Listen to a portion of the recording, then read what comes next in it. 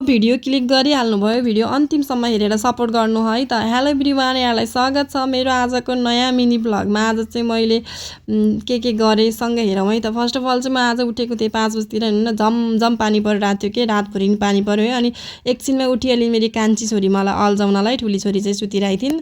बच्चाहरू सुतिरहेको बेलामा चाहिँ के कामहरू सकाउँछु भनेर मैले सोचेको हुन्छ के, तर त्यो कहिले पुरा गर्न सक्दैन के। अनि आज चाहिँ म तरकारीमा चाहिँ गुन्द्रुक र आलु पकाउँदैछु है। धेरै दिन भएको थियो कि नखाएको, अनि मलाई खाना मन लागिरहेको थियो। गुन्द्रुक र आलु पाकेपछि चाहिँ मैले थोरै करेला पनि भुटेँ, कहिलेकाहीँ त मिठै हुन्छ होइन। अनि बच्चाहरू स्कुल छोडेर आएपछि सुरु भयो मेरो डेलीको काम। यो डेलीको काम भ्याएर बाहिर निस्केको थिएँ। खिर आएछ के, फेरि माइजूले पठाउनु भएछ चाख्नलाई। अब खानेकुरो पाएपछि त खानु परिहाल्यो, अनि मैले खाइहालेँ। त्यसपछि म कुदेँ कपडा सुकाउनलाई। बादल पनि लागे घाम पनि लागे होइन, मौसमको भर हुन्न भनेर छिट्टो छिट्टो सुकाएर तल आएँ।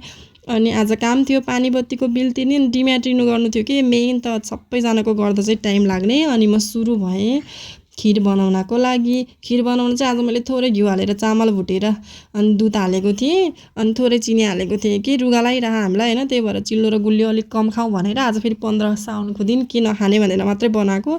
अनि पाकेपछि खाजा लिएर स्कुल पुऱ्याएर आएँ।